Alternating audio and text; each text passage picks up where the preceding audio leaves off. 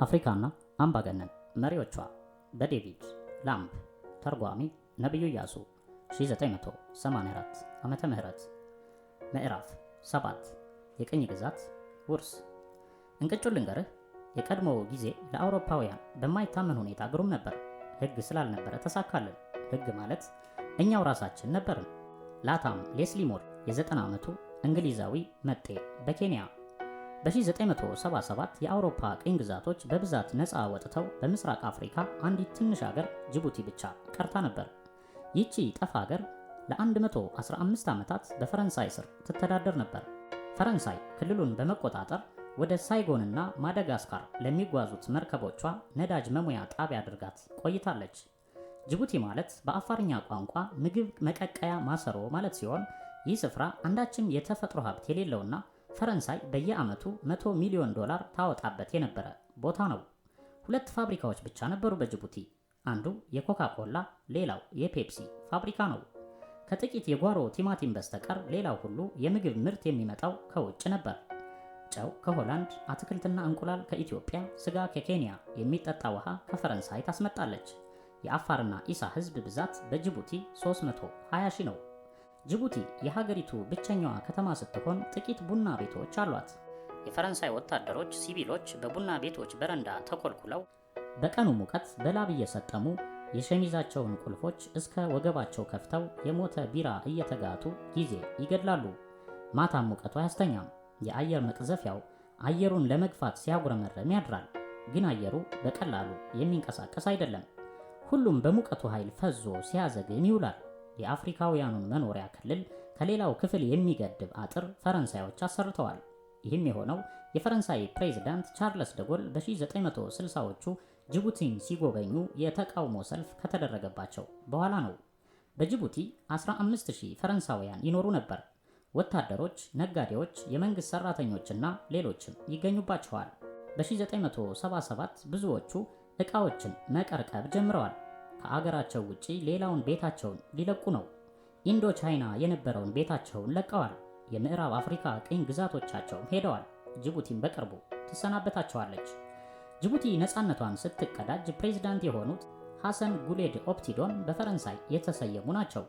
እሳቸውም የ61 ዓመት አዛውንት ሲሆኑ ከብት አርቢ የነበሩና የ6ኛ ክፍል ትምህርታቸውን ያጠናቀቁ ናቸው። ጅቡቲ ነፃ ከመውጣቷ ጥቂት ቀናት ቀደም ብሎ ወደዚያው ሄድኩና ሐሰን ጉሌድ ቤት ደረስኩ። መቀመጫቸው ላይ ሸለብ አድርጓቸው እንዳሉ ሰላምታ ሰጥቼ ተቀመጥኩ። ቀና አሉና እንኳን ደህና መጣ በማለት ጠርሙስ ኮካ ኮላና የፈረንሳይ ሲጋራ አቀረቡልኝ። ቤታቸው ባለ 3 መኝታ ቤት ሲሆን በሲሚንቶ የተገነባ ሆኖ ጥቂት አሮጌ የቤት ዕቃዎች በሳሎኑ ተደርድረዋል። 90 በመቶ በረሃማ የሆነችውና ምንም የምታመርተው ምርት የሌላት ሀገራቸው ወደፊት እንዴት ልትቀጥል እንደምትችል ስጠይቃቸው ስለ ወደፊቱ ምንም የተጨነቁ አይመስሉም ነበር። ምን ችግር አለው? አንተ ስትወለድ ምንም ገንዘብ አልነበረህም አይደል? ከዚያም ሰራህና ትንሽ ገንዘብ በማግኘት የተሻለ ህይወት መኖር ቻልክ። እኛም እንዲሁ እናደርጋለን። ኃላፊነታችንን እንድንቋቋም ነፃነቱ ሲሰጠን መፍትሄውን እናገኘዋለን። ብዙ አማራጮች አሉን። ጨው፣ ቱሪዝም፣ አቶሚክ ኃይል፣ ምናልባትም እንደ ሆንግ ኮንግ ነፃ ወደብ በማድረግ በዚህም ላይ የፈረንሳይ ድጎማም ይኖራል በማለት አስረዱኝ። በሰኔ ወር 1977 ጅቡቲ ነፃ ስትወጣ ብዙም ፌሽታ አልነበረም። ጥቂት የሶማሊያ ነፃ አውጪ ነን ባዮች ሊረብሹ ሲሞክሩ ተተኮሰባቸውና አንድ ሰው ሞቶ የቀሩት ከአጥሩ ውጪ ተገደቡ። ጥቂት ተጋባዥ እንግዶች የተጠሩበት ግብዣ ተደረገና ከዚያም ከኢትዮጵያ የሚመጣ ጫት እየቃሙ ተቀመጡ። እኩለ ሌሊት ላይ የፈረንሳይ ከፍተኛ ኮሚሽነር ለባንዲራቸው ሰላምታ ሰጡና እንዲወርድ አደረጉ። 50ኛዋ የአፍሪካ ነፃ ሀገር ጅቡቲ ተወለደች። ከፈረንሳይ መርከብ 21 ጊዜ መድፍ ተተኮሰ። ርችቱም ሰማዩን ወገግ አደረገው። በባዕብኤል መንደብ ሰርጥ መተላለፊያ አቅራቢያ የምትገኘው ጅቡቲ በርችቶች ብርሃን ፈነደቀች። የተሰበሰበው ሕዝብ ደስታውን ገለጠ። ስነ ስርዓቱ በዚያው አበቃና ሁሉም ወደ ጉርኖ ሲገባ ጅቡቲ በጸጥታ ተዋጠች። ጆን ጉንተር የሚባል የታሪክ ሰው በ1953 ኢንሳይድ አፍሪካ በሚል ባሳተመው መጽሐፍ የአውሮፓውያን አፍሪካ በቅኝ መያዝ በአብዛኛው አልሚ ጎን ነበረው በማለት የምዕራባውያንን አመለካከት ይጋራል። የቅኝ አገዛዝን በመሰረቱ አይደግፍም እየተባለ የሚነገርለት ይህ ሰው በመጽሐፉ ውስጥ የሚከተለውን አስፍሯል። አውሮፓውያን አህጉሩን አውድመው ሊሆን ይችላል፣ ነገር ግን የስልጣኔ በርም ከፍተውለታል። ቅኝ አገዛዝ ለዛሬው ብሔረተኝነት ምቹ ሁኔታ ፈጠረ። ወደ ዲሞክራሲ የሚያመራውን ጎዳናም ከፈተ። አውሮፓውያን ባርነትን አስወገዱ፣ የጎሳ ጦርነትንም አጠፉ፣ መገናኛዎችን ዘረጉ፣ የኑሮ ደረጃን አሳደጉ፣ የተፈጥሮ ሀብቶችን አለሙ፣ ሳይንሳዊ የእርሻ ዘዴን አስተዋወቁ፣ ወባንና ሌሎች በሽታዎችን ለመቆጣጠር ታገሉ፣ የጤና አገልግሎትን አቋቋሙ፣ ጎሳዎችን ከአረመኔያዊ አሰራር ረቂቅ በማድረግ የሰከነ አስተዳደርና ቢያንስ በንድፈ ሐሳብ ደረጃ በሕግና ፍትህ ላይ የተመሰረተ መንግስት ሰጧቸው። ይህም የነጮች ሕግ እየተባለ የሚጠቀሰው ነው። ከሁሉም ይበልጥ ክርስትናንና ምዕራባዊ ትምህርትን አመጡ ሲል ጽፏል። እነዚህን ቃሎች ስናነብ የሚመጣብን ሐሳብ ምናልባት ጉንተር በአብዛኛው የእንግሊዝ ገዢዎችን በማነጋገር ጊዜውን አጥፍቷል እንጂ በቂ አፍሪካውያንን አላነጋገረም የሚል ነው። ምክንያቱም ጠቃሚ ስራዎቹ ብሎ የጠቀሳቸው ዘላቂ አልነበሩም። አውሮፓውያን እንደለቀቁ ወዲያው ሟሸሹ። አውሮፓውያን ለአፍሪካ አገሮች ሰው ሰራሽ መሰረት አኖሩላቸውና ሁኔታው ሲለወጥ በድቡሽት ላይ እንደተሰራ ቤት ተናደ። ወደ ነፃነት ሊሸጋገር የቻለው አንደኛው አይነት ቅኝ አገዛዝ ብቻ ነበር፣ ኢኮኖሚያዊው ባርነት። ሁለት የጥቁር አፍሪካውያን አገሮች ኢትዮጵያና ላይቤሪያ ብቻ ቅኝ ሳይገዙ በመቅረታቸው በአህጉሪቱ ኋላ ቀር ከሚባሉት አገሮች ውስጥ መዳመራቸው እርግጥ ሲሆን ባለስልጣኖቻቸውም ላለመልማታቸው ምክንያት የቅኝ አገዛዝን ቁሳዊ ጠቀሜታ ያለማግኘታቸው እንደሆነ አድርገው ይጠቅሳሉ። ነገር ግን በአፍሪካ ቅኝ አገዛዝ ያስከተለው ሁኔታ እጅግ በአመዛኙ አፍራሽ ነበር። እንግሊዝ፣ ፈረንሳይ፣ ፖርቹጋል፣ ቤልጂክ፣ ጀርመን፣ እስፓኝ አህጉሪቱን ገበጣ ተጫዋቾች ጉድጓድ እንደሚከፋፈሉት ሁሉ ተቀራምተዋት ነበር። ፍላጎታቸው የራሳቸውን የኢኮኖሚ ጥቅም ለማሟላት ነው። ባሪያ ለመግዛት፣ የዝሆን ጥርስና ሌላም ጥሬ ዕቃ ለመዝረፍ፣ በወደቦች ለመገልገል፣ ለሸቀጣቸው ማራገፊያ ወደብና ገበያ ለማግኘት ስራ ያጡ መሀይም ዜጎቻቸውን አምጥተው በማፍሰስ ለማስፈር ሲሉ ነው። አውሮፓ በምንም አይነት ለአፍሪካ እድገት ተጨንቃ ቅንጣት ያሰበችው ነገር አልነበረም። ያ እድገት አውሮፓን እስካልጠቀመ ድረስ ቦታ የለውም። ሕግና ስርዓት እስከተጠበቀ ድረስ የቀረ ሁሉ በሁለተኛ ደረጃ የሚታይ ነበር። የሀገራቸውን ግምጃ ቤት ላለማሟጠጥ ሲሉ ጥሬ ገንዘብ የሚያስገኙ የእርሻ ምርቶችን ማምረት ጀመሩ። በጋና ካካዋ፣ በሴኔጋል አኩሪ አተር፣ በማላዊ ትንባሆ፣ በኬንያ የሻይ ቅጠል፣ በታንዛኒያ ቃጫ፣ በአንጎላ ጥጥ ማምረት ቀጠሉ። እነዚህ ለውጭ ገበያ የሚቀርቡ ምርቶች ስለነበሩ ለአፍሪካ ምግብ አልሆናትም። በአውሮፓ ላይ የነበራትን ጥገኝነትም አልቀነሰውም። ስለዚህም አፍሪካ ወደ ነፃነት የተሸጋገረችው ያለ ኢንዱስትሪያዊ መሰረት ነበር። የየአንዳንዱ አገር ኢኮኖሚ የተመሰረተው ለአፍሪካ እርባና በሌለው አንድ አይነት ምርት ላይ ነበር።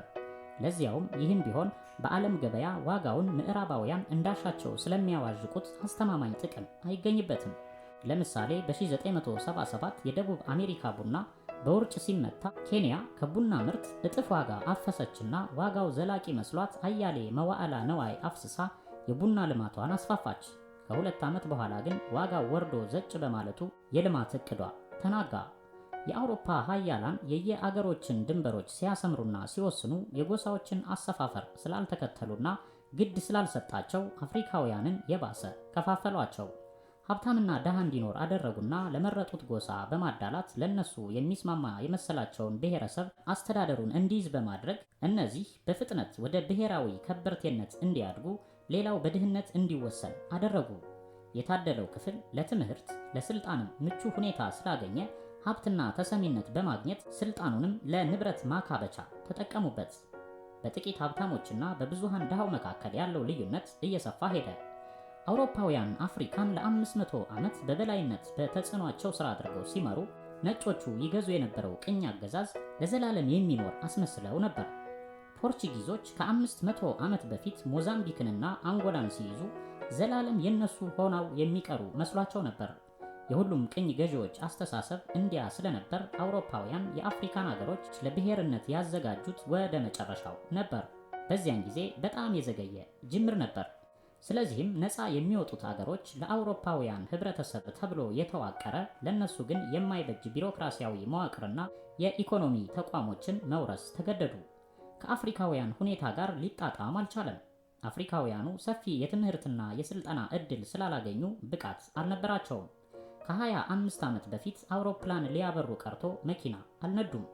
የባንክ ስራ አስኪያጅ ወይም የኮርፖሬሽን ዳይሬክተርነት ለነጮች የታለመ ስለነበር አፍሪካውያኑ ያ ኃላፊነት ሊወድቅባቸው እንደሚችል አላለሙትም ነበር። ጅቡቲ ነፃ ስትወጣ 3 በባችለር ዲግሪ የተመረቁና 100 የማይሞሉ የሁለተኛ ደረጃ ትምህርታቸውን ያጠናቀቁ ዜጎች ነበሯት።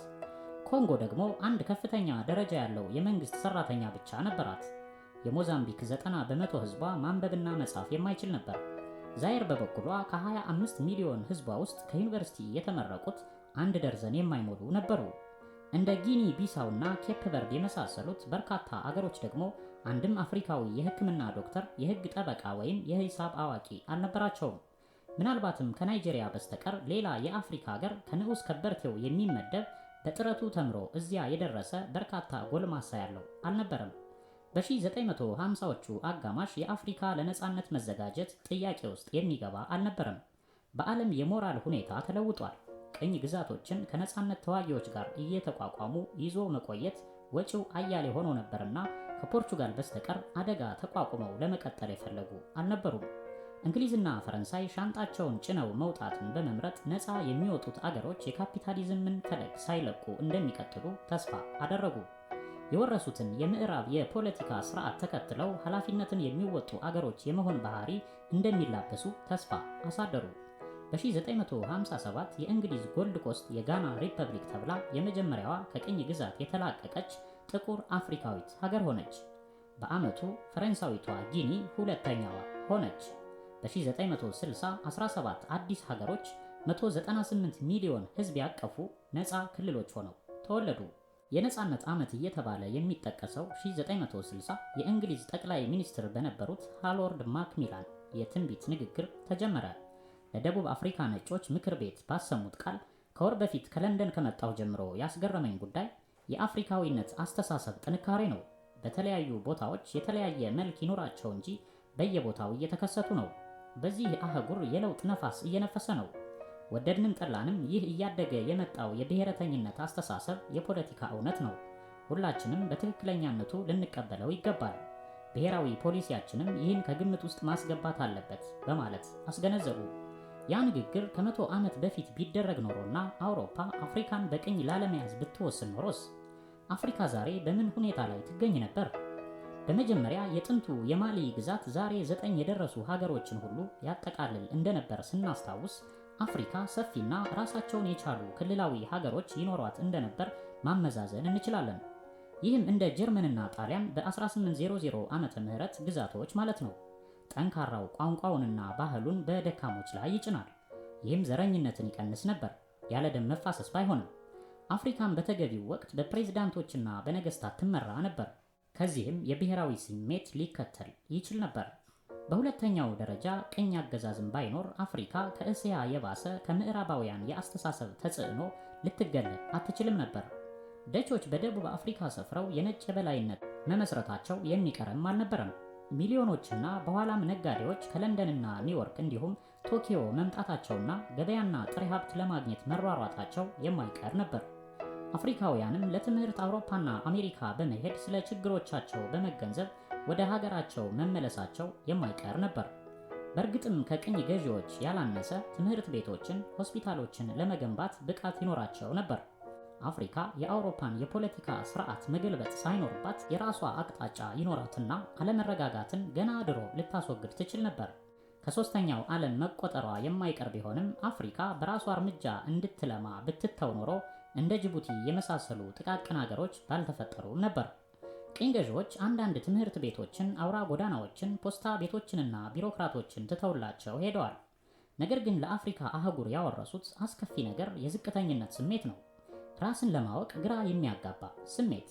ዞሮ ዞሮ ሰዎች ለምዕተ ዓመታት እንደ ቅኝ ገዢዎች ብልህ አይደላችሁም እየተባለ ሲነገራቸው መቆየታቸው ያንኑ እንዲያምኑ ዝንባሌ ያድርባቸዋል።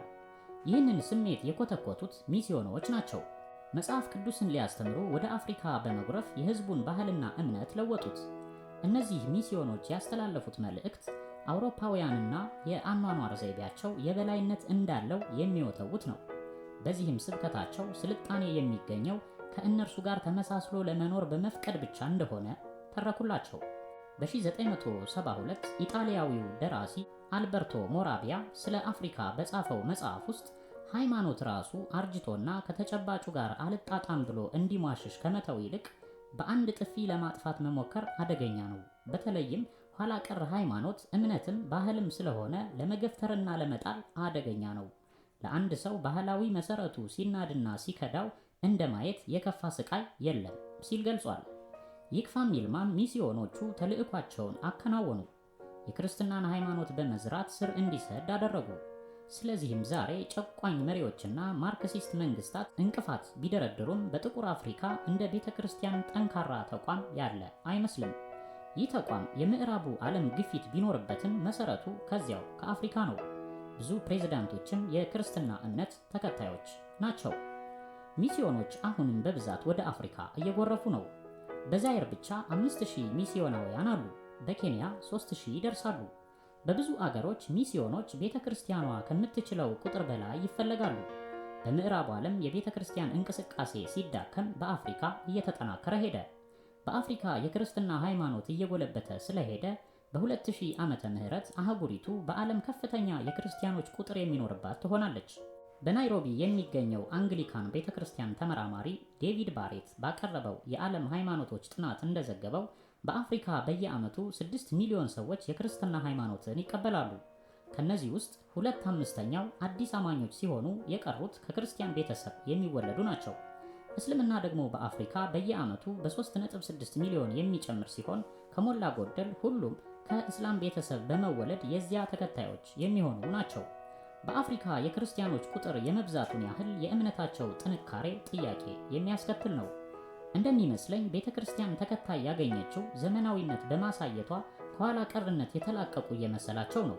ለተራው አፍሪካዊ ክርስትና በተአምር ማመንን ተገቢ ያደርግለታል።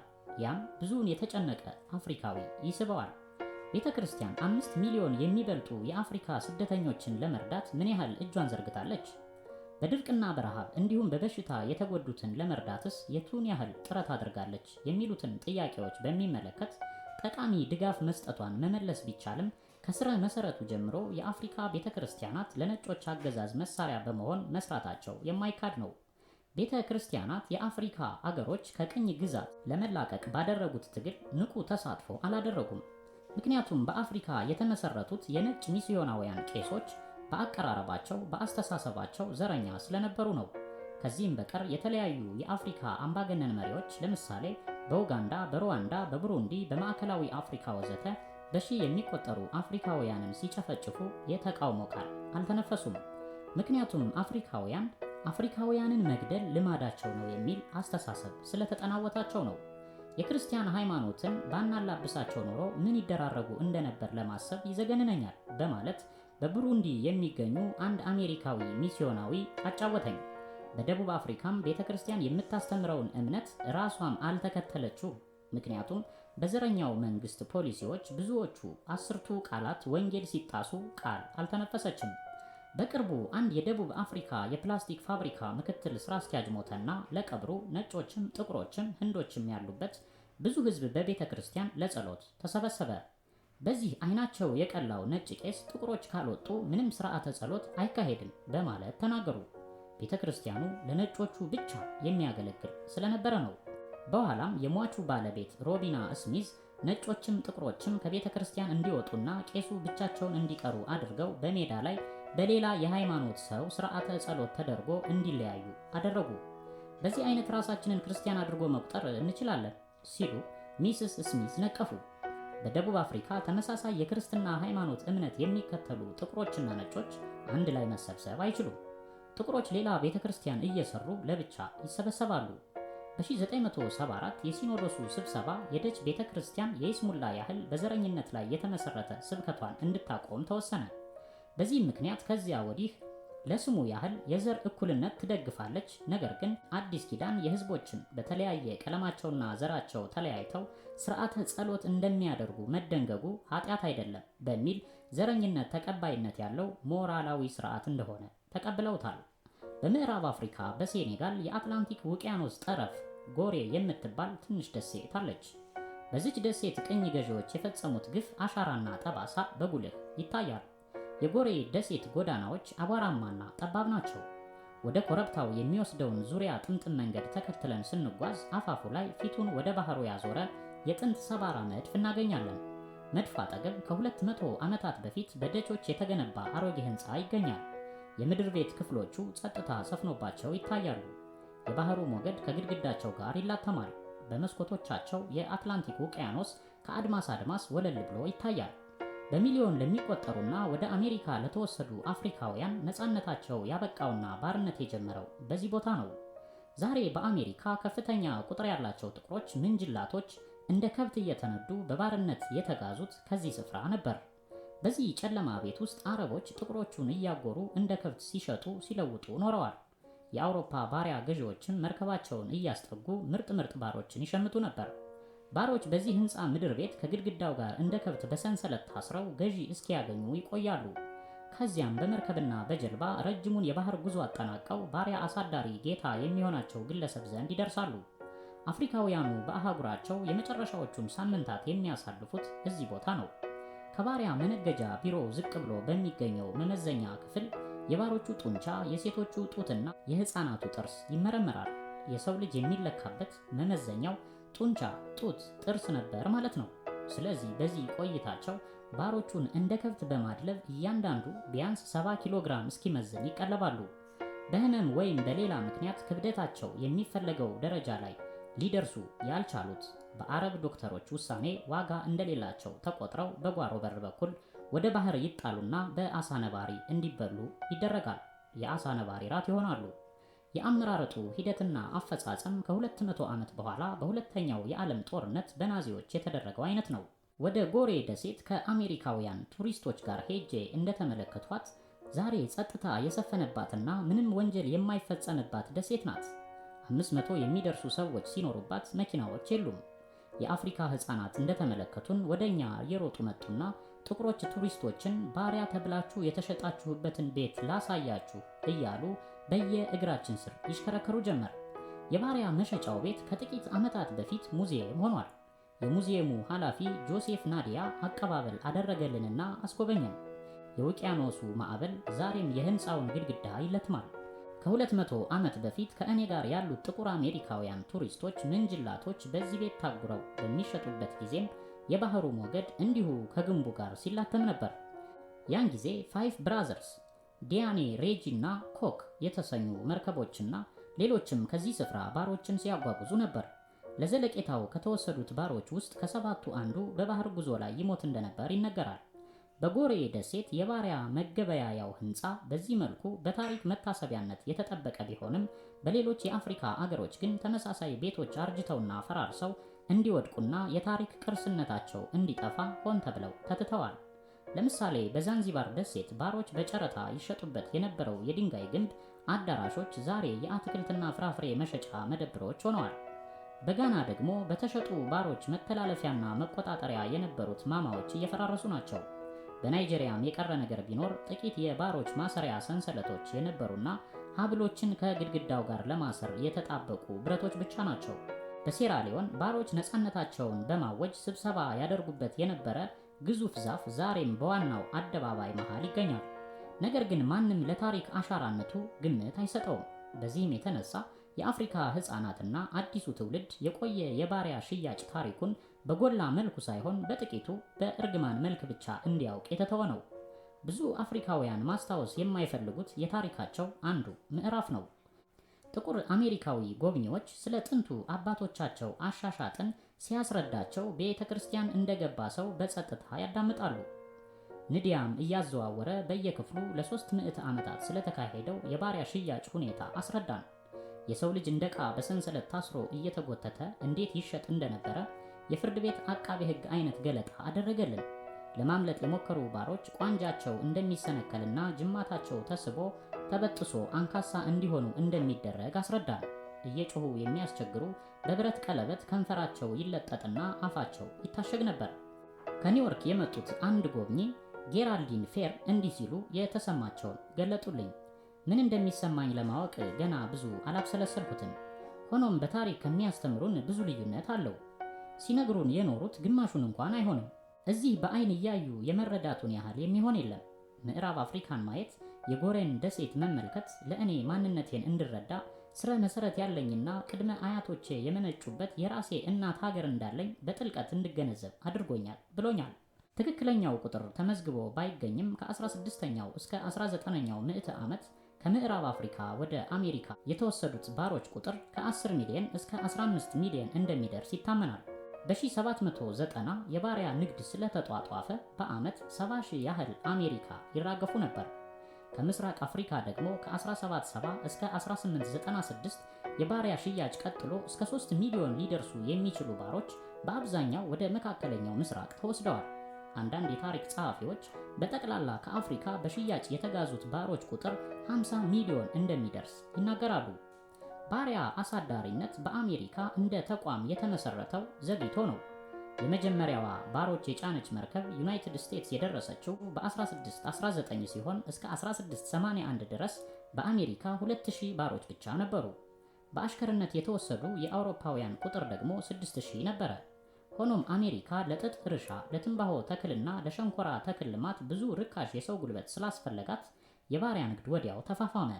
ስለዚህም በ1860 ማለትም በእርስ በርስ ጦርነቱ ዋዜማ የአሜሪካ ባሮች ቁጥር 4 ሚሊዮን የነበረ ሲሆን ጠቅላላ የአሜሪካ ሕዝብ ብዛት ያኔ 36 ሚሊዮን ነበረ። ይህም አሃዝ የሚያመለክተው ከዚያን ጊዜ ጀምሮ እስከ ቅርብ ጊዜ ድረስ የባሮችና የነጮቹ ቁጥር ሲነጻጸር በመቶ ያው መሆኑን ነው። ከ1860 እስከ 1970 ድረስ ከአሜሪካ ሕዝብ ጠቅላላ ቁጥር የጥቁሮች ብዛት 8.1 በመቶ ነበር። በ1980 ወደ 11.7 በመቶ ከፍ ብሏል። ለባሪያ ሽያጭ መስፋፋት ወንጀል ተጠያቂ የሚሆኑት ሁሉም ወገኖች ማለትም ነጮች፣ አረቦችና አፍሪካውያን ራሳቸው ጭምር ናቸው። ምክንያቱም በአብዛኛው ባሪያ ነጋዴ አረቦች ባሮችን የሚገዙት ወደ አፍሪካ አህጉር መሃል ገብተው ሳይሆን የአፍሪካ የጎሳ መሪዎችና ንጉሶች እስከ ወደብ እያመጡ ስለሸጡላቸው ነው።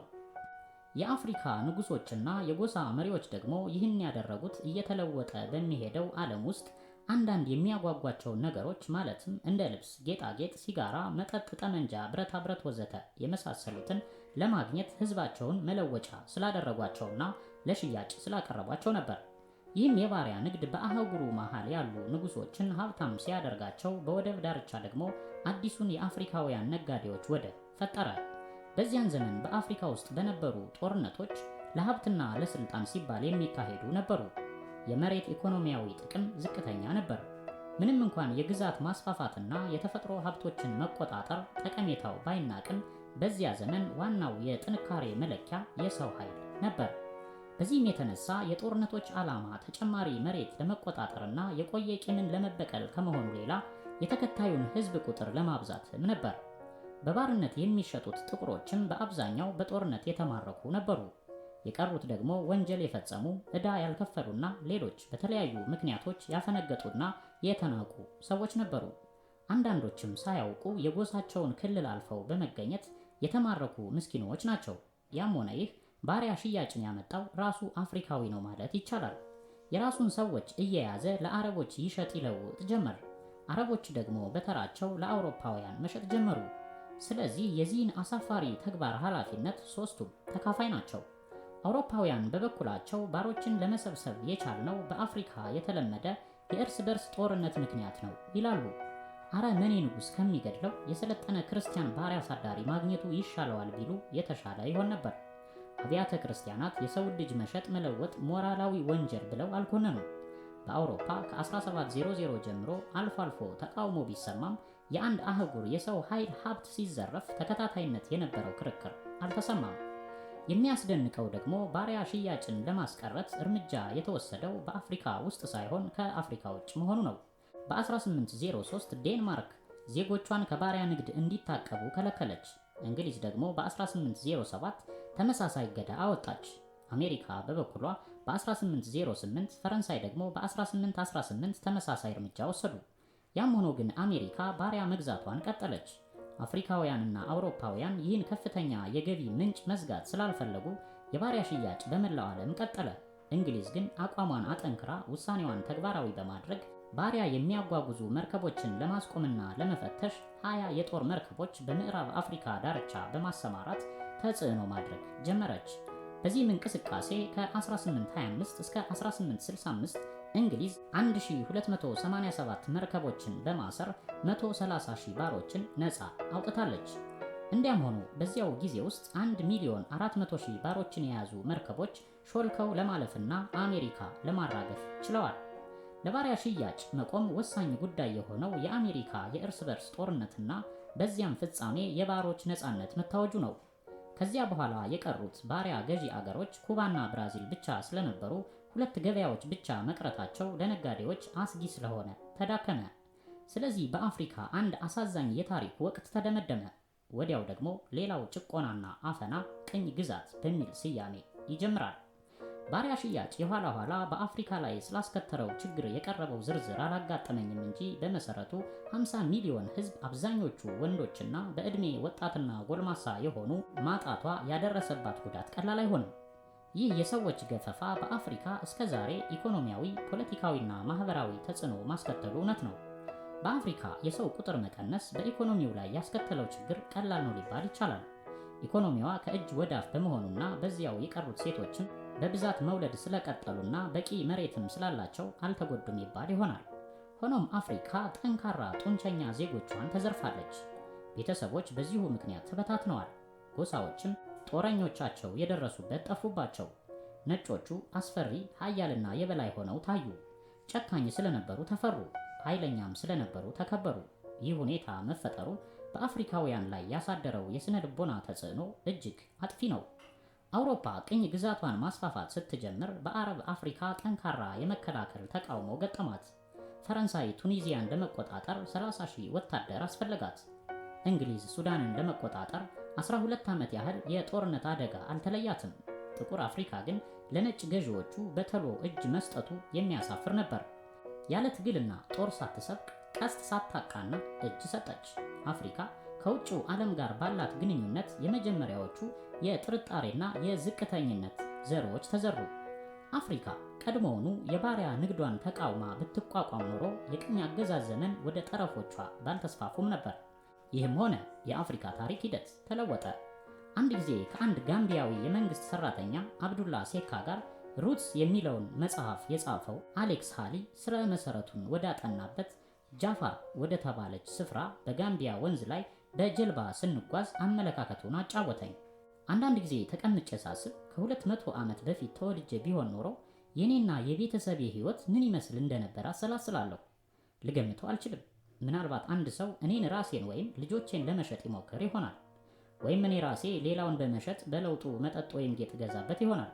ጊዜው ሩቅ ስለሆነ እንዲህ አደርግ ነበር ብሎ ለማሰብ ያዳግታል። ከአሁን ወዲያ የምናስበው አይደለም። እግዚአብሔር ደግ ነውና ያለፈውን እንድንረሳ አድርጎናል በማለት አወጋኝ። በነገራችን ላይ ሩትስ የተሰኘው መጽሐፍ በ20 ሚሊዮን ቅጂ ተሸጧል። በ32 ቋንቋዎች ተተርጉሟል።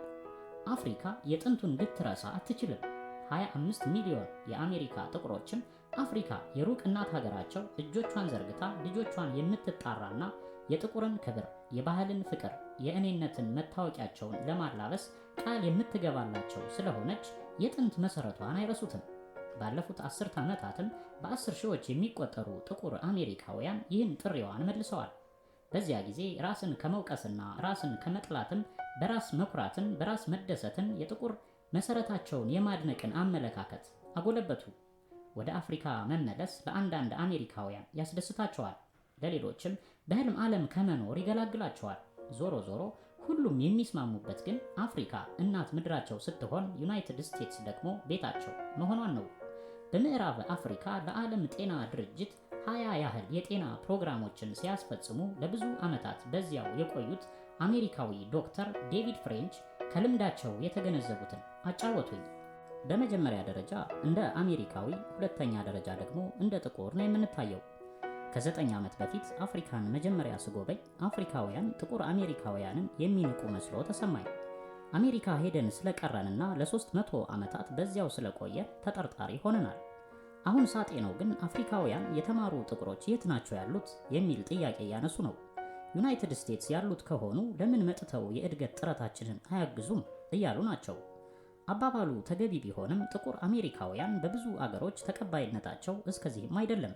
ለምሳሌ ስለ አብዮት ለማጥናት የማኦ ማኦ ትግል ወደ ተጀመረባት ኬንያ የሄዱ ጥቁር አሜሪካውያን በመንግስትም በህዝብም ቸል ተብለውና መሳለቂያ ሆነው መመለስ ግድ ሆኖባቸዋል። ህዝቡ የዕለት ጉሮሮውን ለመሙላት መሯሯጥ እንጂ ስለፈለጉት አርዕስተ ጉዳይ ሊያወጋቸው ምቾቱ የለውም። ስለዚህም አብዮት በነፃ ህዝብ መካከል የሚወራ የንዑስ ከበርቴው መደብ የቅንጦት ተግባር ሳይሆን አይቀርም የሚል ግንዛቤ አድሮባቸው ተመለሱ። በኢትዮጵያ ለጉብኝት የሄዱት ጥቁር አሜሪካውያን ደግሞ የሰላም ልዑካንን ፒስኮር ጨምሮ በህዝቡ ተናቁ። ልክ ጥቁር አፍሪካውያንን እንደሚንቁት ኢትዮጵያውያኑ ጥቁር አሜሪካውያንንም ተጠየፏቸው። ኢትዮጵያውያን ቆዳቸው ፈካ ያለና ፊታቸው እንደ አውሮፓውያን ስልክክ ያለ በመሆኑ ጥቁሮችን ይንቃሉ። አሜሪካ ጥቁር ዲፕሎማቶችን ስትልክ ወይም ስትመድብ የአፍሪካ መንግስት ደስ አይላቸው። የተናቁና ደካማ ሰዎች የተላኩላቸው ስለሚመስላቸው ነው። አንድ ጊዜ በኬንያ የአሜሪካ አምባሳደር የፒስኮሮች ኃላፊም የእርዳታ ዳይሬክተሮችም ጥቁሮች ስለነበሩ አንድ ኬንያዊ ኮክቴል ላይ አግኝቶኝ አሜሪካ ደካማ ጥቁሮችን ትታ ለምን ጎበዝ ዲፕሎማቶችን አትልክልንም በማለት ጠየቀኝ። አባባሉ ትክክል አልነበረም። አፍሪካውያን አሁንም በቅኝ ተገዥነት አስተሳሰብ ስለተተበተቡ ነጮች ከጥቁሮች ይበልጣሉ ብለው ስለሚያስቡ እንጂ ጥቁር ዲፕሎማቶች ከነጮች አይተናነሱም። በሁሉም የሙያ ዘርፍ ከፍተኛውን ቦታ ነጮች ይዘው ስለቆዩና በሙያተኝነትም እየተላኩ ስለሚያስተምሩና ስለሚሰሩም ይህ አይነት አስተሳሰብ ቢያድርባቸው አይፈረድባቸውም። በአፍሪካ የግለሰብ ነፃነት ብዙዎቹ የሚያገኙት ትልቅ ስጦታ ስለሆነ ጥቁር አሜሪካዊ የበለጠ ክብር፣ ነፃነትና ዋስትና በአገሩ ላይ ሲኖረው፣ አፍሪካውያን ግን በአገራቸው የላቸውም። ጥቁር አሜሪካውያን ወደ አፍሪካ እንምጣ ወይ ብለው ሲጽፉልን አለኝ አንድ በምዕራብ አፍሪካ የሚኖር ክሊፎርድ ሻርፕ የተባለ ጥቁር አሜሪካዊ ሜካኒክ። ለመዝናናት አስባችሁ አትምጡ፣ የበላይነት ስሜት ካላችሁ አትምጡ፣ ያለ ችግር ለመኖር ከሆነ ሐሳባችሁ አትምጡ። አፍሪካን በእድገት ጥረቷ ለመርዳት ካሰባችሁ ግን የማገዝ ስሜትና የሚስዮኖች የመንፈስ ጥንካሬ ኖሯችሁ ብትመጡ መልካም ነው። ምክንያቱም በየዕለቱ አንዳንድ ችግሮች እንደሚያጋጥሟችሁ የታወቀ ነው ብዬ እመልስላችኋለሁ በማለት አስረዳኝ። ሻርፕ ከነ ሚስቱ ወደ ኮናክሪ ጊኒ የመጣው ጥቁር ፕሬዝዳንት በሚመራት የአፍሪካዊት የጥቁር አገር ለመኖር ክብር ስለተሰማው ነው። የአሜሪካ ፓስፖርታቸውን እንደያዙ መቆየቱን ቢመርጡም በአፍሪካ በመኖራቸው ይኮራሉ። እዚህ የመጡት ለ3 አገሮች በነዋሪነት እንዲቀበሏቸው ከጠየቁ በኋላ ናይጄሪያ መልስ ስላልሰጠቻቸውና ጋና ደግሞ መመዘኛውን አታሟሉም የሚል መልስ ስለላከችላቸው ነው። ኮናክሪ እንደገቡም ፕሬዝዳንት ሴኩ ቱሬ ተቀብለው ስላነጋገሯቸው በኩራት ያወጉታል።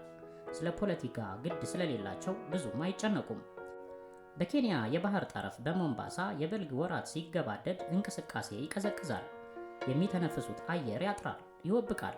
በዚያ የሚገኙ ዕቃ ጫኚዎች የደረቀ አሳ መያዣ ሳጥን ተሸክመው ራቁታቸውን በአሸዋማው የባህር ዳርቻ ይዳክራሉ።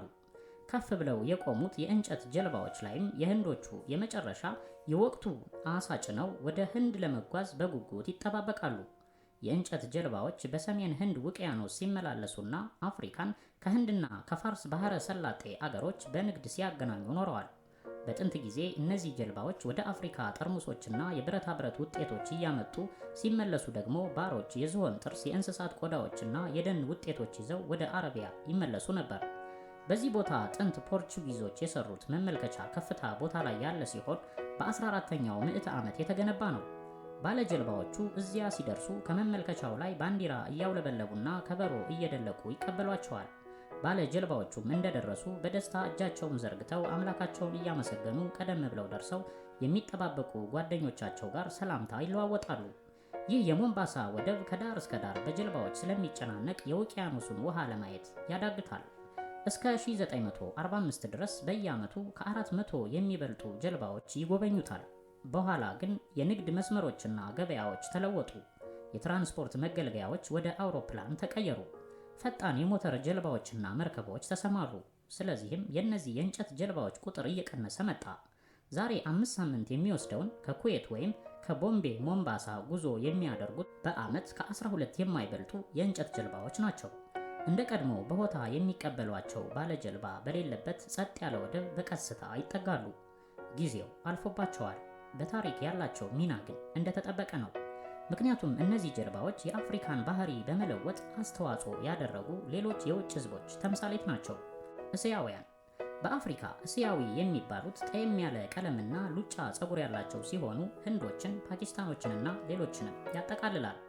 ከአንድ ምዕተ ዓመት በላይ እስያውያን በአፍሪካ የኖሩት ከሁለቱም ሳይሆኑ ነው። በከፊል በህጋዊ ዜግነት፣ በከፊል በስደተኝነት ነው። ከአንዱም ሳይሆኑ የኖሩ ናቸው። ነጋዴና ጀልባ ቀዛፊ ሆነው የመጡ ናቸው።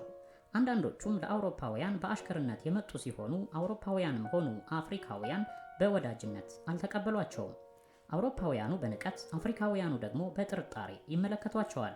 እንዲያም ሆኖ አዲሱ ዓለም ላቀረበላቸው ፈተና አልተበገሩም። እንዲያውም አፍሪካውያን መስራት የተሳናቸውን እያከናወኑ ቀጠሉ። እንቅፋቶቹን ሁሉ አልፈው ነጭ ያልሆኑ የአፍሪካ ሙያተኞችና የገንዘብ ደላሎች ሆኑ። ህንዶች በ1700 አካባቢ በጀልባዎቻቸው ወደ ምስራቅ አፍሪካ መጡና በኬንያ ጠረፍና በዛንዚባር የንግድ ሱቆች ከፍተው ንግዱን በበላይነት ያካሂዱ ጀመር። ብዙዎቹ ባሪያ አቀባባዮች ነበሩ። ሌሎች ወደ መሃል ተጉዘው ገቡ። ትንንሽ ሱቆች በመክፈት በምስራቅ አፍሪካ ጠቃሚ አገልግሎት ማበርከት ጀመሩ። የምስራቅ አፍሪካ የገጠር ህዝብ የተዋወቃቸው የመጀመሪያዎቹ የውጭ ዜጎች ሆኑ። እስያውያኑ አፍሪካውያኑን ሰነፍ አድርገው በመቁጠር በድንቁርናቸው ለማትረፍ ወደ ኋላ አላሉም። ባርነት ሲወገድና አፍሪካውያኑ በእርሻዎች ላይ የጉልበት ሥራ በማበርከት አሻፈረን ሲሉና በክፍያ እንኳ ለመስራት እንቢተኞች ሲሆኑ በሺህ የሚቆጠሩ ህንዶች በእንግሊዞች ተቀጥረው ለቀን ሰራተኝነት ወደ ምስራቅ አፍሪካ መጡ። በ1896 ከህንድ 32000 ሰዎች ተወሰዱና ከሞምባሳ ወደ ኡጋንዳ የሚወስደውን ባቡር ሀዲድ ዘረጉ። ይህም ምስራቅ አፍሪካን ለአውሮፓ ሰፋሪዎች አመቻቻት። ሌሎች ደግሞ ወደ ሞዛምቢክ ተወስደው ከቢየራ ወደ ዚምባብዌ የሚወስደውን ሀዲድ ገነቡ። በሽታ፣ ሙቀትና ወባ እንዲሁም አውሬ በሺህ የሚቆጠሩትን ገደለ። ከሁለቱ የዓለም ጦርነቶች በኋላ እንግሊዞች በሺህ የሚቆጠሩ እስያውያንን ወደ ምስራቅ አፍሪካ እንዲመጡ በማበረታታታቸው የተሻለ ኑሮ ፍለጋ በብዛት ፈልሰው መጡ። ቅኝ ገዢዎችም ለህንዶችና ለአፍሪካውያኑም የመኖሪያና የንግድ ክልል ለይተው በመስጠት የአውሮፓን አኗኗር ዘይቤ እስኪለምዱ ድረስ ለንጽህና ሲባል ያንን ማድረጋቸው ትክክል እንደሆነ አድርገው ተከራከሩ። ሰራተኞችና ቆጣቢዎች ይሉኝታ የሌላቸው ነጋዴዎች በመሆናቸው በአጭር ጊዜ ውስጥ የምስራቅ አፍሪካን ኢኮኖሚ ተቆጣጠሩት። ነጋዴም፣ ወርቅና ብር ሰሪም፣ የፋይናንስ ኃላፊም በመሆን አያሌ ሀብት አካበቱ። አፍሪካውያን እስያውያንን በዝባዥ አድርገው ሲቆጥሯቸው፣ እስያኑ ደግሞ አፍሪካውያንን ሰነፍና ዝቅተኛ አድርገው ተመለከቷቸው። ብፈልግ ነገ ከምንም ተነስቼ በ3 ዓመት ውስጥ እንደገና ሀብታም እሆናለሁ። አፍሪካውያን በስራና በንግድ ዘርፍ ደካማ ተፎካካሪዎች ናቸው። አንደኛ መስራት አያውቁበትም። እኔ በበኩሌ በቀን 14 ሰዓት ብሰራ ወይም ቅዳሜና እሁድም ያለ እረፍት ብሰራ ግድ የለኝም። ይህን ያጫወተኝ በሶማሊያ የሚኖር እስያዊ አንጥረኛ ነው። በ1950ዎቹ የህንድ ጠቅላይ ሚኒስትር የነበሩት ኔህሩ በአፍሪካ ያሉት እስያውያን ለአፍሪካውያን የብሔረተኝነት እንቅስቃሴ ድጋፍ እንዲሰጡ ገፋፉ። ነገር ግን ያን ያደረጉ እጅግ ጥቂቶች ነበሩ። የቅኝ አገዛዝ አስከፊነትን የሚገነዘቡ ቢሆንም በዚያ ስርዓት ስር ሰርተው መክበርን ስለተማሩና ነፃነት ከመጣ አፍሪካውያኑ ጥቅማቸውን ስጋት ላይ ሊጥሉት እንደሚችሉ በመስጋት ችላሉ። በኋላም እስያውያን ዜግነታቸውን ለመለወጥ ባለመፈለግ ልክ እንደ ነጮቹ ቆይተው ሁኔታውን ለማጤን መምረጣቸው የአፍሪካውያኑን ጥርጣሬ አረጋገጠ። እውነትም እስያውያኑ አዲሶቹን ነፃ የአፍሪካ ሀገሮች በሙሉ ኃይላቸው ለማገዝና ለመገንባት ብሔራዊ ስሜቱ እንደሌላቸው በግልጥ ታየ። በ1970ዎቹ ብዙ መንግስታት ኢኮኖሚውንና የሥራ መስኩን ሁሉ በአፍሪካውያን ለማስያዝ ባደረጉት ጥረት እስያውያኑ በያሉበት ተዋከቡ። እንዳውም የእስያውያን መኖር ችግር ማስከተሉ ተስተዋለ። በኡጋንዳ በ1971 እስያውያን በሙሉ እንዲቆጠሩና ተሰልፈው በየመንደሩ በጣታቸው እንዲፈርሙ ተደረጉ። በጣታቸው አሻራ እንዲፈርሙ የታዘዙት ሆን ተብሎ ለማበሳጨት ነበር። እንግዲያው መጽሐፉንማ ከአስፈራሚዎቻቸው በተሻለ ያሞናምኑታል። ከ10 ወራት በኋላ ፕሬዚዳንት ኢዲ አሚን ዳዳ በኡጋንዳ የሚገኙ እስያውያን በ90 ቀናት ውስጥ አገሪቱን ለቀው እንዲወጡ በማዘዝ የአገሪቱን ኢኮኖሚ መቆጣጠር ያለባቸው የኡጋንዳ ተወላጆች ናቸው ሲሉ አወጁ። 70,000 እስያውያን 1/3ኛው ዜግነታቸውን ኡጋንዳዊ ያደረጉ ጭምር ከቤት ንብረታቸው ተባረሩ። የታንዛኒያና የዛምቢያ መሪዎች እርምጃውን ቢነቅፉትም እስያውያኑ መድረሻ አጥተው ሲቅበዘበዙ በማየታቸው አፍሪካውያኑ ተደስተውበታል። እስያውያኑም ቢሆን ብዙዎች ከበዘበዙት አኳያ ሲታይ ሲያንሳቸው መሆኑን አላጡትም። ማላዊ ደግሞ በ1970ዎቹ ትንባሆ የሚያበቅሉ እስያውያንን ፈቃድ ሰረዘች። ታንዛኒያም ንግዳቸውንና የቃጫ ተክላቸውን ወረሰች። ደቡብ አፍሪካም እስያውያንን ሁለተኛ ዜጋ አድርጋ በይፋ አረጋገጠች።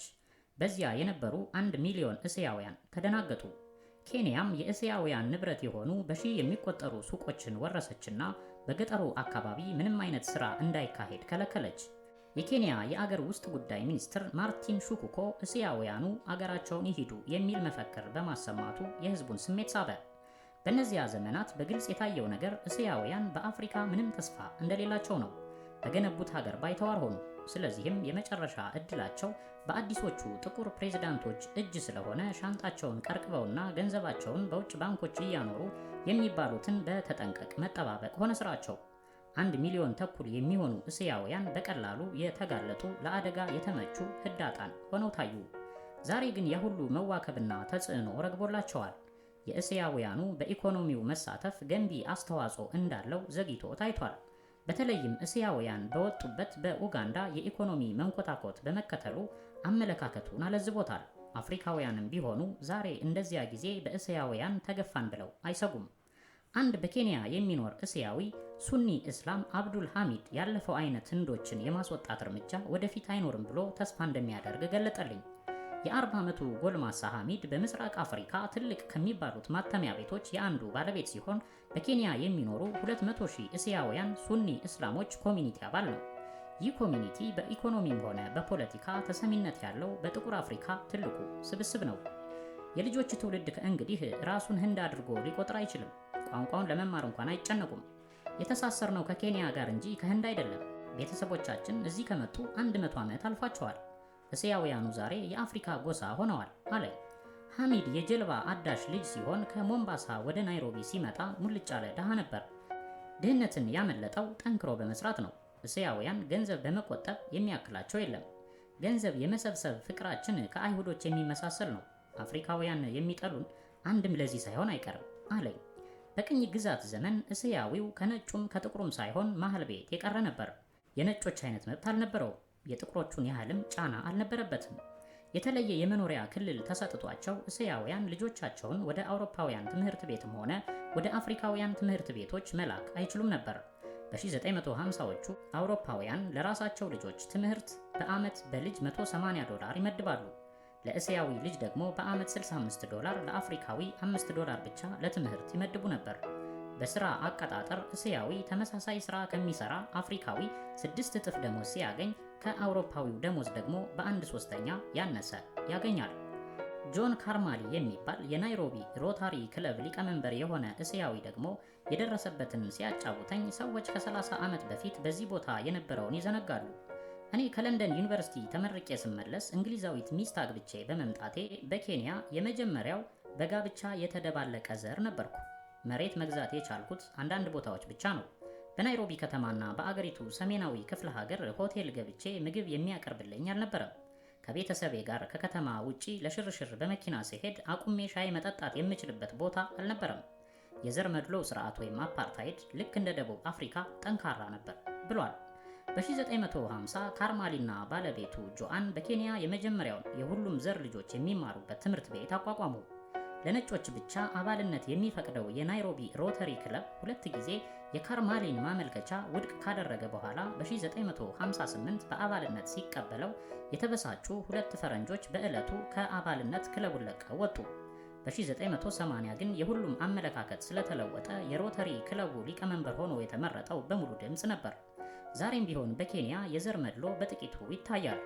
ሆኖም ይህን ያህል የጠነከረ መናናቅም ሆነ ጥላቻ እንደሌለ ይናገራል። አሁን የሚታየው መድሎ በ3 ምክንያቶች ነው። አንዱ ምቀኝነት ወይም ቅናት ነው። ምክንያቱም እስያውያን በሙሉ ሀብታሞች ናቸው። ሁለተኛው እስያውያኑ ከሌላው ስለማይቀላቀሉና ከራሳቸው ዘር ጋር ብቻ ተሳስረው ስለሚኖሩ ነው። በእኛ በኩል የሚታየው ትልቅ ስህተት ይህ ነው። ሶስተኛው እስያውያንና አፍሪካውያን በአኗኗር ዘይቤያቸው በጣም ይለያያሉ። አፍሪካውያኑ ዛሬ በላቀ ስልጣን ላይ ስለሆኑ የድሮ ቂማቸውን ለመበቀል መሞከራቸው አልቀረም። ይህም የሰው ልጅ ባህሪ ነው። ቀድሞ ስለተጨቆነ ዛሬ በተራው ሌላውን መጨቆን ቢያሰኘው አልፈርድበትም። ያልተለመደም አይደለም። ይህ የጠቀሰልኝ የዘር መድልኦ አይነት በዘዴ የሚካሄድ ነው። ለምሳሌ በአውሮፕላን ጣቢያ የእስያውያን ሻንጣ ምንጭር ተደርጎ ይፈተሻል። ቦርሳቸውና ኪሳቸው ሳይቀር እንደ ወንጀለኛ ይበረበራል። አፍሪካዊው የጉምሩክ ሰራተኛ እስያዊውን በማበሳጨት ይደሰታል።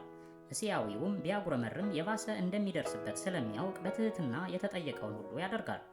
አፍሪካዊና እስያዊ የኬንያ ዜጎች ለአንድ የሥራ ቦታ ቢቀርቡ ወይም ዩኒቨርሲቲ ለመግባት ቢጠይቁ ቅድሚያ የሚሰጠውና ተቀባይነት የሚያገኘው ጥቁሩ አፍሪካዊ ነው። በኬንያ ጦር ሰራዊት ውስጥ ያሉት እስያውያን መኮንኖች ከሻለቃ ማዕረግ በላይ ለመሾም ያላቸው ተስፋ ኢምንት ነው። በ1982 በኬንያ የመንግስት ግልበጣ ሙከራ በተደረገ ጊዜ እስያውያን ሱቆቻቸው በሁከቱ ውስጥ ተዘርፏል። እስያውያንም የሚያዋጣቸውን አቅጣጫ በመከተል በዝምታ የፈረሰባቸውን መልሰው መገንባት ጀመሩ።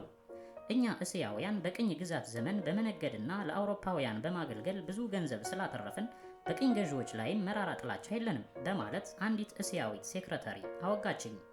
የአፍሪካ አገሮች የፖለቲካ አቅጣጫ የቅኝ ገዢዎቻቸውን አገሮች ፈለግ የተከተለ ነው ብሎ ለመደምደም ያስቸግራል። የጦርነቶች ብዛት፣ የመፈንቅለ መንግስት መደጋገም፣ ወታደራዊ አገዛዝ መመስረቱ ሁሉ በእንግሊዝም በፈረንሳይም ቅኝ ግዛት በነበሩት ሀገሮች ሁሉ ተመሳሳይ ነው። ሁለቱም ቅኝ ገዢዎች ጥሩ የፖለቲካ ሰዎችን የቀረጹትን ያህል አረመኔ እብድ መሪ የሆኑትንም የኮተኮቱ እነሱ ናቸው። ሁለቱም በኢኮኖሚ ግንባታ የተሳካላቸው አገሮች ፈጥረዋል። ኬንያና አይቮሪ ኮስት በኢኮኖሚ የተንኮታኮቱ አገሮችንም አፍርተዋል። ታንዛኒያና ጊኒ በጎሳ የተከፋፈሉት አገሮች ኡጋንዳና ቻድን የመሳሰሉት የሁለቱ ቅኝ ግዛቶች ነበሩ። የተረጋጋ ፖለቲካ ያላቸውንም አስተዳድረው ነበር። ሴኔጋልና ማላዊ በየጊዜው በሁከት የተዋጡት ጋናና ቤኒንም አንዱ የፈረንሳይ ሌላው የእንግሊዝ ግዛት ነበሩ። ስለዚህ ያም ገዛቸው ያ ቅኝ አገዛዝ በአፍሪካ ያደረሰው ጉዳት ራሳቸው አፍሪካውያን በራሳቸው ላይ ካደረሱት የበለጠ አይደለም።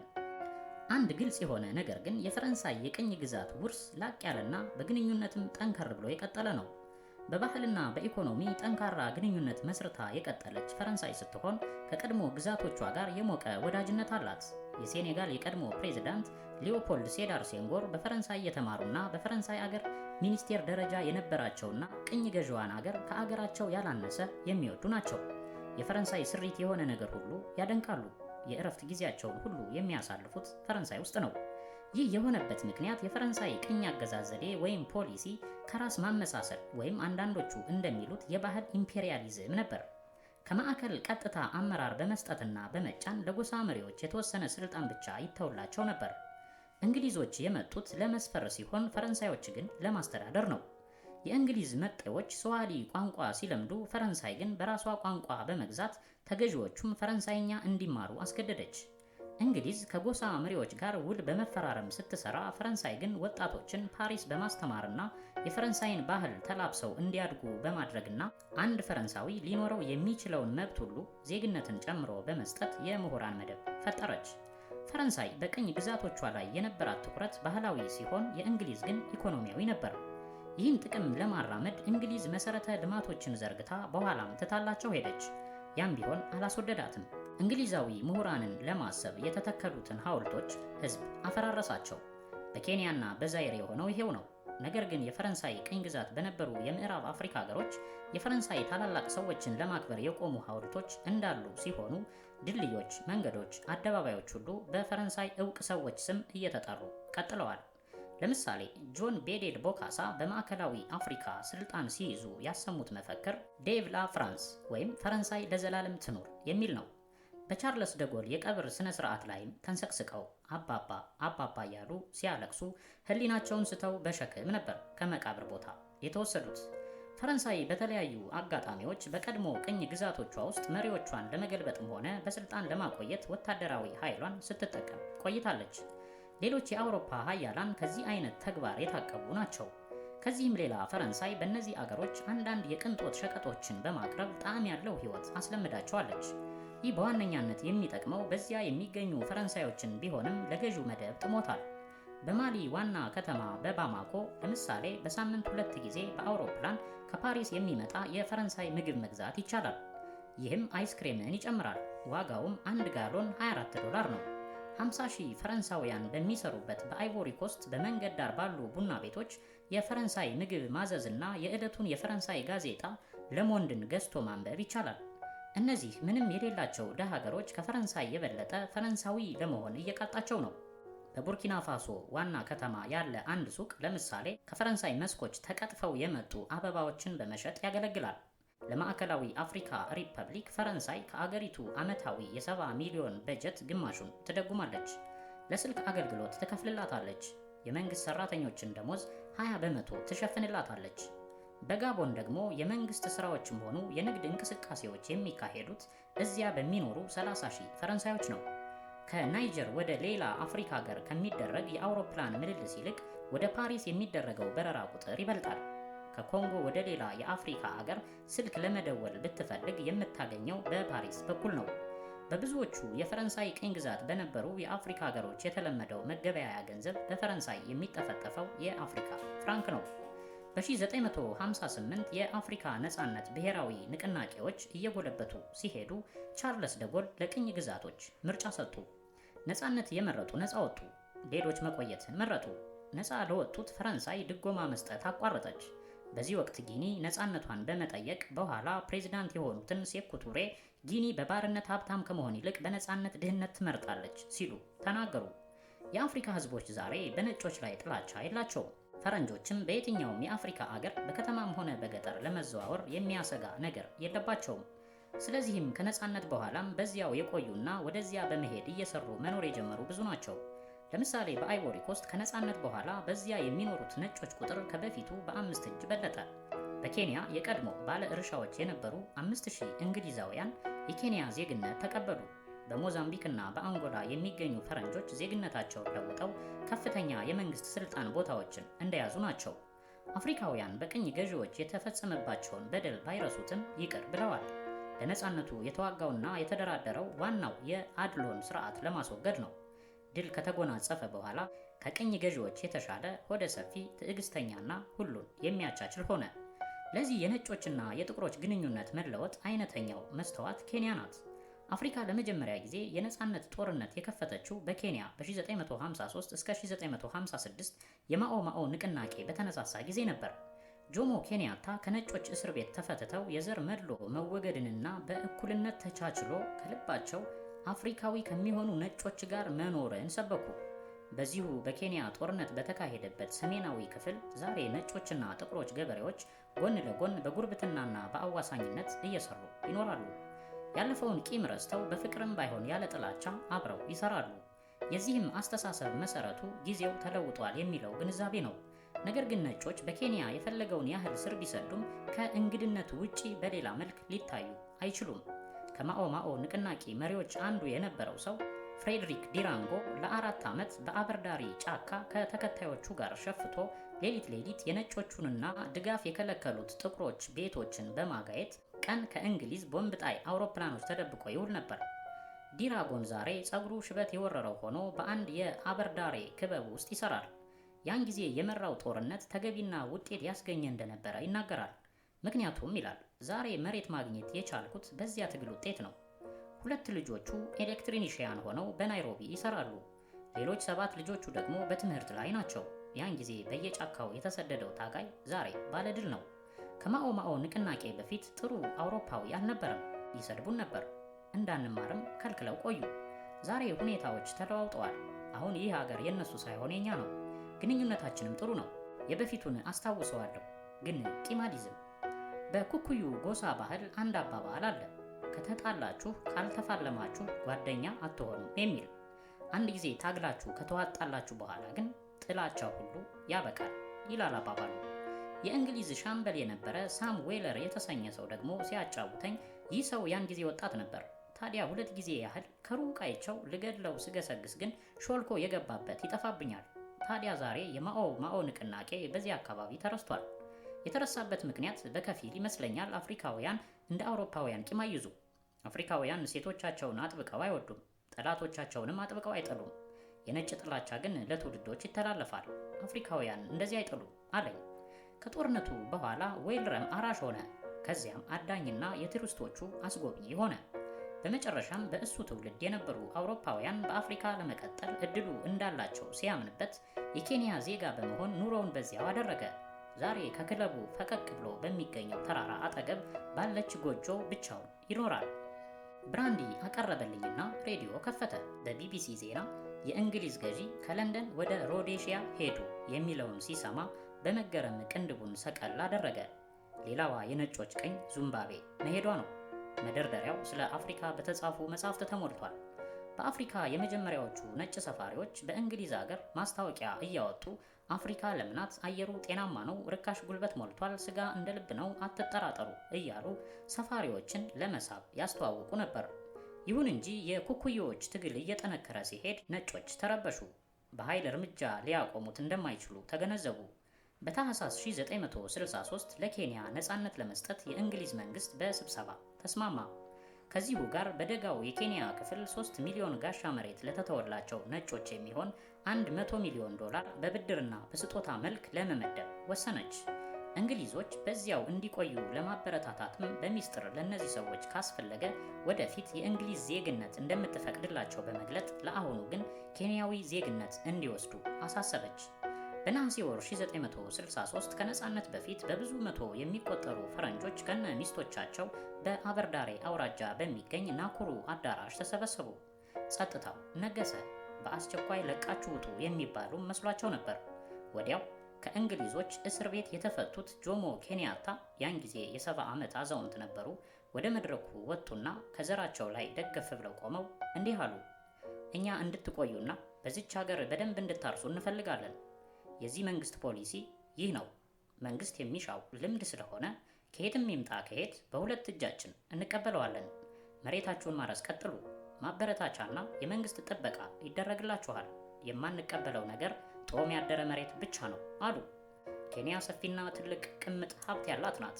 ሁላችንም በአንድነት በመተባበር መስራትና ይችን ሀገር ትልቅ ማድረግ ለሌሎች የዓለም አገሮች የተለያዩ ዘሮች በአንድነት መስራት መኖር እንደሚችሉ እናሳያቸዋለን አሉ። ነጮች ባለማመን ተያዩና ተነስተው በጭብጨባ ደስታቸውን ገለጡ። ነጮች እንዲቆዩ ቢባልም ዞሮ ዞሮ ጥቁሮች የተዋጉት ለመሬት ስለሆነ መሬት ማግኘት አለባቸው። አዲሱ መንግስትም የህዝቡን ድጋፍ ለማግኘት የግድ ይህን ማድረግ አለበት። በኬንያ ያሉት የውጭ ምንዛሬ የሚያስገኙ ሰፋፊ የከብት ማርቢያ ጣቢያዎች ከነጮቹ ተወስደው ለጥቁሮች ተቆራርሰው ቢሰጡ ምርታቸው ከእጅ ወደ አፍ ለሆነ ኑሮ ይሆናል። ይህ ደግሞ ምንም የማዕድን ሀብት ለሌላት ሀገርና በህዝብ ብዛት እየተጥለቀለቀች ለምትሄደው ሀገር ጠቀሜታ የለውም። መሬት ተከፋፍሎና ተሸንሽኖ በትንሽ በትንሽ ሲሰጥ ምርትም ይቀንሳል። ታክሱም እንዲሁ ነው።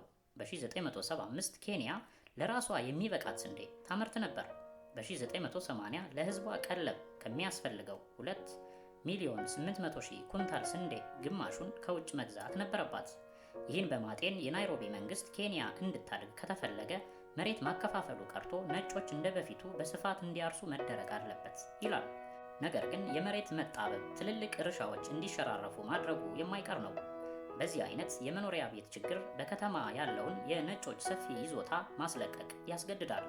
የሥራ ዕድል መጣበብም ነጮች የያዙትን የስልጣን ቦታ እንዲለቁ መግፋቱ አይቀርም።